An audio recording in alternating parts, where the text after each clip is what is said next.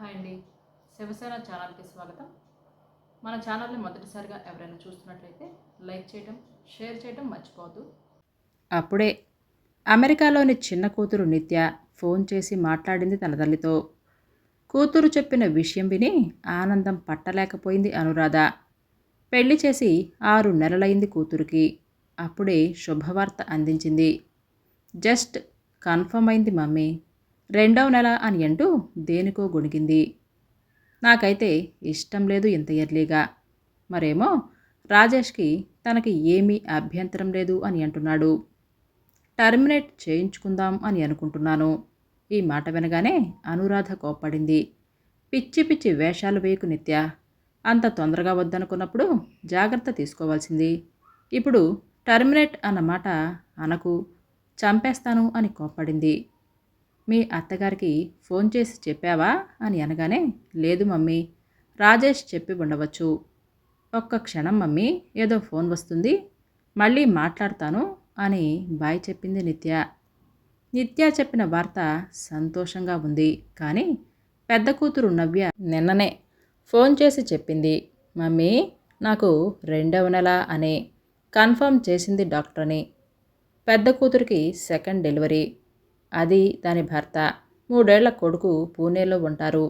దాని అత్తగారు మామగారు రాజమండ్రిలో వారి సొంత ఇంట్లో ఉంటారు. ఇప్పుడు అనురాధకి పచ్చి వెలక్కాయ గొంతులో పడినట్లు అయింది. చిన్న కూతురు డెలివరీకి తను వెళ్ళలేదు. ఎందుకంటే పెద్ద కూతురు అత్తగారికి పాపం కీళ్ల నొప్పులు, లేచి పని చేసుకోలేదు. రాజమండ్రి కాబట్టి పని మనిషి సహాయంతో ఏదో సర్దుకుపోతుంది. ఆవిడ కోడలు డెలివరీకి ఆవిడ ఏమీ చేయలేదు. తన అవసరం పెద్ద కూతురుకుంది అలా అని నిత్యకు లేదా అని కాదు. నిత్య అత్తగారు ఆరోగ్యవంతురాలే. ఒక్క 6 నెలలు ఆవిడ అమెరికా వెళ్ళి నిత్యకు డెలివరీ అయ్యేదాకా చూసుకుంటే 6 నెలల తర్వాత తను వెళుతుంది. ఏది ఏమైనా సరే ఈ శుభవార్తను నిత్య అత్తగారితో చెప్పినట్లు ఉంటుంది. చూచాయిగా ఇక్కడ తన పరిస్థితి ఏమిటో వివరించినట్లుగా ఉంటుంది అని ఆవిడకు ఫోన్ చేసింది. వారి ల్యాండ్లైన్కి ఫోన్ చేయగానే నిత్య మామగారు ఫోన్ తీశారు. ఆయన గొంతు వినగానే నమస్కారం అన్నయ్య గారు, బాగున్నారా? వదిన గారు ఎలా ఉన్నారు అని ప్రశ్నిస్తూనే, మీరు తొందరలో తాతగారు అవుతున్నందుకు కంగ్రాట్స్ అన్నయ్య గారు అని అనగానే, అవునమ్మా, మా రాజేష్ చెప్పినప్పటి నుండి ఆనందంగా ఉంది. మీ వదినైతే నిన్న స్వీట్స్ తయారు చేసి చుట్టుపక్కల వారికి పంచిందని. ఉండమ్మా, మీ వదినతో మాట్లాడమని ఫోన్ ఆయన భార్యకిచ్చారు. అవతల నుండి హలో వదిన గారు అన్న పలకరింపుకు ఇక్కడ అనురాధ నమస్తే వదిన గారు అని చెబుతూ ఒకరినొకరు అభినందించుకున్నారు. నిన్న వాళ్ళ అబ్బాయి చెప్పగానే ఆనందం పట్టలేకపోయాను అని పద్మగారు చెప్పారు.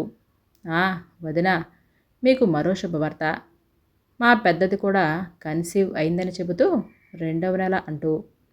అక్కా చెల్లెలు ఇద్దరూ ముందే అనుకుని ప్లాన్ చేసుకున్నారేమో అని అనుకుంటూ నవ్వుకున్నారు. ఈలోగా అనురాధ చూచాయిగా తన పరిస్థితిని వివరించింది. అయ్యో వదిన, ఈ విషయానికి ఏమీ కంగారు పడకండి. మనలో మనకేంటి, సర్దుకుందాం. మీరు టెన్షన్ పడకుండా మీ పెద్దమ్మాయి డెలివరీ చూసుకోండి.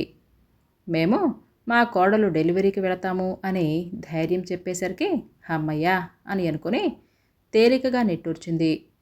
ఎంత సౌమ్యంగా మాట్లాడతారు నిత్య అత్తగారు. నిత్య అదృష్టవంతురాలు అని మురిసిపోయింది. నిత్యకు పెళ్లి సంబంధాలు చూస్తున్నప్పుడు నిత్య బోలెడన్ని కండిషన్లు పెట్టింది. తను చేసుకోబోయే అబ్బాయి అందం, చదువు, ఉద్యోగం సరే, చివరికి తన అత్తమామలు ఎలా ఉండాలో కూడా చెబుతూ వాళ్ళు నేను అనుకున్నట్లుగా ఉంటేనే పెళ్లి చేసుకుంటాను అని. ఇంకా అత్తగారు మామగారు కూడా సిటీ కల్చర్లో పుట్టి పెరిగిన వారే ఉండాలి. ఆంధ్ర వైపు పల్లెటూరులో ఉన్నవారైతే చేసుకోనని, అక్కడ ఉన్నవాళ్ళు చాదస్తంగా ఉంటారని, అతి చనువు ప్రదర్శిస్తూ అన్ని విషయాలలో కలుగ చేసుకుంటారు అనేసరికి నిత్య నాన్నగారు దానికి అర్థమయ్యేలా చెప్పారు. ఏం, అక్కడ ఉంటున్న వాళ్ళు మనుషులు కారా? మేం కూడా అక్కడే పుట్టి పెరిగి ఉద్యోగ రీత్యా సిటీకి వచ్చాము అని చెప్పగానే దానికి నిత్య, మీరు మరీ చాదస్తంగా ఉండరు కదా, మమ్మల్ని స్వేచ్ఛగా పెంచుతారు కదా అని అంటూ ఏదో వాదించబోయింది. కాదని సర్ది చెప్పాం. ఎక్కడ పుట్టి పెరిగినా మంచి కుటుంబమా కాదా అన్నదే ముఖ్యం. కేవలం పెళ్లి చేసుకునే అబ్బాయి మాత్రమే నీ కుటుంబం కాదు. అతని తల్లిదండ్రులు కూడా నీకు ముఖ్యం. గౌరవించాలి అని కూడా చెప్పాం. మొత్తానికి అది కోరుకున్నట్లుగానే చక్కటి చదువు, అందం, ఉద్యోగం ఉన్న అబ్బాయి దొరికినా వాళ్ళది పల్లెటూరైనా సరే మంచివారు, మంచి కుటుంబం అని నచ్చజెప్పి ఒప్పించాం. వాళ్ళు మాతో ఉండరుగా, ఎప్పుడైనా అకేషన్గా వచ్చినప్పుడే కదా చూద్దాంలే అని అనుకుంటూ నిత్య పెళ్లి కొప్పుకుంది. పెళ్ళైన 10 రోజులకే తన భర్తతో అమెరికా వెళ్ళిపోయింది. కాబట్టి అత్తవారింట ఎక్కువ రోజులు ఉండే పరిస్థితి లేకపోయింది. మరునాడు తనే కూతురికి ఫోన్ చేసింది. మీ అత్తగారితో తరచుగా మాట్లాడుతున్నావా నిత్య అని అంటూ. నేను ప్రత్యేకంగా మాట్లాడను మమ్మీ, కానీ రాజేష్ మాట్లాడేటప్పుడు అమ్మ మాట్లాడుతుందట నీతో అని ఇస్తాడు మమ్మీ. మాట్లాడుతూ ఆరోగ్యం జాగ్రత్తని, టైంకు తినమని, పళ్ళు తినమని, పాలు తాగమని, ఏవేవో జాగ్రత్తలు. బోర్ కొట్టింది మమ్మీ. అసలే ఆంధ్ర వైపు పల్లెటూరులో ఇదేదో అది పెద్ద విశేషం అన్నట్లుగా మాట్లాడేస్తారు కదూ. అలా అనకూడదు నిత్య. ఎంత మంచావిడ మీ అత్తగారు. నీ మీద కన్సర్ ఉంది కాబట్టే జాగ్రత్తగా ఉండమ్మా అని అన్నారు. దాన్ని చాదస్తంగా కొట్టిపడేయటం చాలా తప్పు నిత్య. అయినా అదేమిటే నిత్య, రాజేష్ మాట్లాడుతున్నప్పుడే నీవు మాట్లాడతావా? మామూలుగా నీ అంతట నువ్వు ఫోన్ చేసి మీ అత్తయ్య మామయ్యతో ఎందుకు మాట్లాడవు? నాకు ప్రతిరోజు ఫోన్ చేస్తావు, ఒక్కొక్కసారి 2-3 సార్లు కూడా మాట్లాడతావు కదా. ఆవిడతో రోజు మాట్లాడకపోయినా 2-3 రోజులకు ఒక్కసారి ఫోన్ చేస్తూ కలివిడిగా కలుపుగోలుతనంగా మాట్లాడుతూ ఉంటే ఎంత ఆనందపడతారు. పాపం కొడుకు కోడలు అమెరికాలో ఉన్నారు. వాళ్ళిద్దరూ ఎక్కడో పల్లెటూళ్ళలో. నీ పలకరింపులు వారికి ఒంటరిగా ఉన్నాము అనే ఆలోచన లేకుండా చేస్తుంది. వింటున్నావా నిత్య? ఏంటి మమ్మీ పొద్దు పొద్దునే లెక్చర్లు? నేను ఎప్పుడు ఎలా మాట్లాడాలో కూడా నువ్వే చెప్పాలా? సరేలే నిత్య, పిల్లలకు తెలియకపోతే తల్లిదండ్రులు నచ్చ చెబుతారు. పోను పోను అర్థమవుతుందిలే. నిన్న మీ అత్తగారితో మాట్లాడాను. పురిటికి అమెరికా నేను వెళ్ళటం కుదిరేలా లేదని. అదేంటి మమ్మీ, నీవు రావా అయితే? అయ్యో అదే కదా చెబుతున్నాను. మీ అత్తగారికి కీళ్ళ నొప్పులు ఎక్కువయ్యాయి. మోకాలి ఆపరేషన్ చేయించుకోవాల్సి వస్తుందిట. వైజాగ్లో ఆవిడ చెల్లెలు ఉన్నారుగా, ఆవిడ సహాయం చేస్తారని వైజాగ్లో చేయించుకోమంటున్నారట. మరి నేను అక్క దగ్గర ఉండాలి కదా నిత్య. ఇద్దరికీ ఒకేసారి ఏం చెయ్యాలరా దేవుడా అని అనుకుంటే పాపం మీ అత్తగారు ఆ విషయం గురించి ఆలోచించకండి. మా కోడలు పురుడు విషయం నేను చూసుకుంటానని మాటిచ్చారు. ఎంత మంచావిడ నిజంగా మమ్మీ. ఆవిడ ఎంత మంచావిడ అని నిన్ను నేను రేటింగ్ అడిగినప్పుడు నీవు చెబుదువు గాని, సందర్భం వచ్చినప్పుడల్లా నాకు ఆవిడ మంచితనం గురించి తెలిసేలా చెయ్యాలని ఆతృత కనిపిస్తుంది నీ మాటల్లో. అయితే నీవు నా డెలివరీకి రాలేవు. నేను ఆ పల్లెటూరు చాదస్తాలు అన్నిటినీ భరిస్తూ మా అత్తగారి చేత సేవ చేయించుకోమనేగా నీ మాటలకు అర్థం. ఇన్ని సంవత్సరాల నుండి పల్లెటూరులో ఉంటున్నవారు ఒక్కసారి అమెరికాకు రావటం, అది నా డెలివరీకి. ఇక్కడ పద్ధతులు, వాతావరణానికి అలవాటు పడటం, బాబోయ్ ప్రతిదీ నేను వాళ్ళకి చెబుతూ దగ్గరుండి అన్నీ అదిలా ఇదిలా అని చెబుతూ ఉండాలి. నేను వచ్చిన అంతే కదా నిత్య. మమ్మీ నువ్వు అలా కాదు. చదువుకున్న దానివి, ఒకసారి చెబితే అల్లుకుపోతావు. ఇంగ్లీష్లో బాగా మాట్లాడగలవు. టెక్నాలజీని తొందరగా అర్థం చేసుకోగలవు. అందరూ నీలా చేయలేరు కదా మమ్మీ. సరే నిత్య, నీవింతవరకు మీ అత్తగారితో గడిపింది లేదు. ఆవిడ కూడా బాగా చేయగలరు. ఆవిడ మాటల్లో ఇదేమీ పెద్ద సమస్య కాదు కదా వదినగారు అని అంటూ చాలా ధైర్యంగా మాట్లాడారు. పోనీ అక్క డెలివరీకి ఆవిడను అటెండ్ అవ్వమను. మీ కోడలికి నేనే కావాలట అని చెప్పనా? ఆవిడ దానికి కూడా ఒప్పుకునే మనిషే. మహాతల్లి, ఆ పని చేయకమ్మా.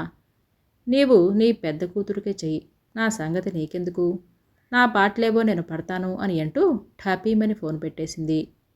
నిత్య పెంకితనానికి అనురాధ ముసిముసిగా నవ్వుకుంటూ, పెళ్ళై తల్లి కాబోతున్నా దీనికి పెంకితనం పోలేదు, అల్లుడు కూడా దీన్ని బాగా నెత్తికి ఎక్కించుకుంటున్నట్లుగా ఉన్నాడు అని అనుకుంటూ పనిలో పడిపోయింది. ఎవరికి ఇష్టం ఉన్నా లేకపోయినా కాలచక్రం ఆగిపోదు. అనురాధ గారి కూతుళ్లకు ఇద్దరికి సుఖప్రసవం జరగటం, పెద్ద కూతురికి పాప, చిన్న కూతురికి పండంటి మగబిడ్డ కలగటంతో ఆ కుటుంబాల ఇంట సంబరాలు చోటు చేసుకున్నాయి. ఒక రోజు రాత్రి నిత్య నుండి ఫోన్. ఏమిటి నిత్య అని అనగానే, మమ్మీ నీకు తెలుసా, ఈరోజు మా అత్తగారు బొప్పాయితో కూర చేశారు, ఎమ్మీ తెలుసా, మదర్కి పాలు బాగా వస్తాయట, నీవు అక్కకు కూడా చేసిపెట్టు అని అంటూ.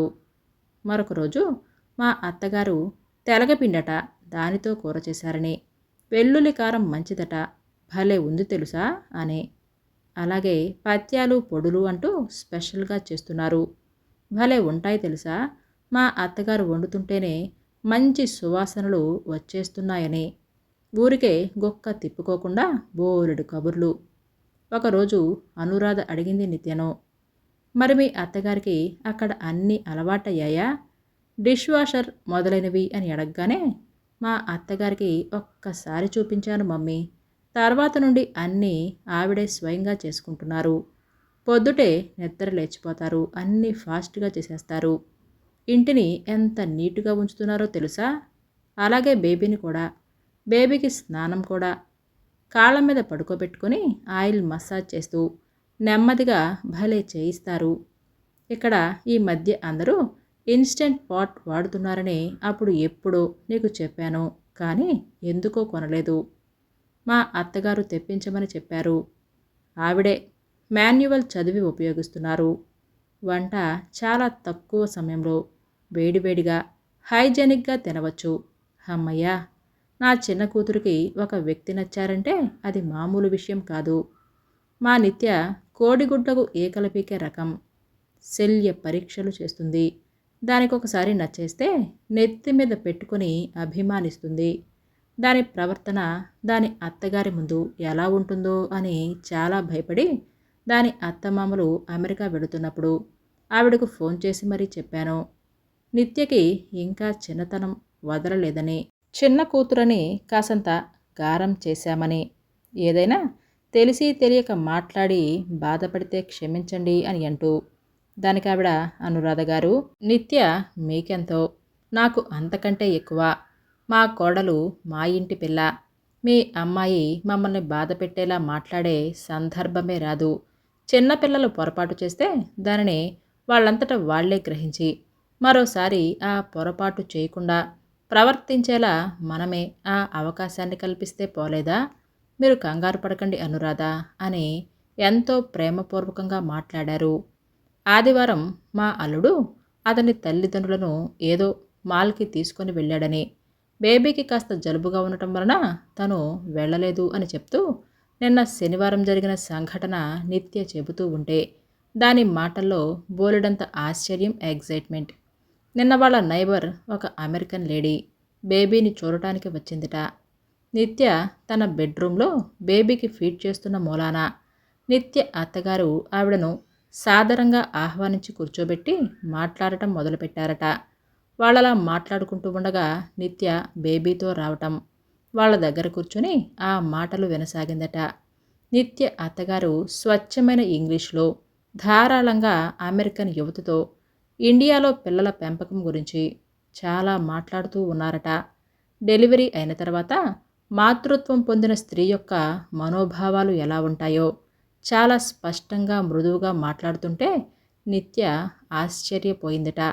చక్కటి ఇంగ్లీష్, తను కూడా మాట్లాడలేని స్వచ్ఛమైన ఇంగ్లీష్, ఒక్క గ్రామర్ మిస్టేక్ లేకుండా అమెరికన్ యువతి బేబీని ముద్దాడి బేబీకి గిఫ్ట్ ఇచ్చి వెళ్ళబోతూ నిత్యతో ఇలా అందట, you are so lucky to have such a nice mother in law అని.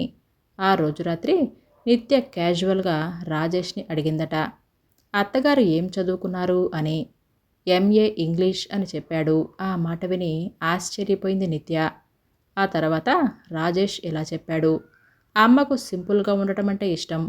తను యూనివర్సిటీలో టాపర్ అయినా తన చదువు గురించి గొప్పగా ఎవరికీ చెప్పదని లీడింగ్ న్యూస్ పేపర్లకి, నేషనల్ మ్యాగజైన్కి మంచి మంచి ఆర్టికల్స్ రాస్తుందని, స్త్రీలు ఎదుర్కొనే సమస్యలు, స్త్రీల హక్కులు, సోషల్ అవేర్నెస్ ప్రోగ్రామ్స్ అని అంటూ ఏదో ఒకటి రాస్తూ ఉంటారని, అన్నీ ల్యాప్టాప్లో టైప్ చేసి ఆయా పత్రికలకు, మ్యాగజైన్లకు పంపుతారు అని చెప్పేసరికి నిత్య కళ్ళు వెడల్పు చేసుకుంటూ వినటం.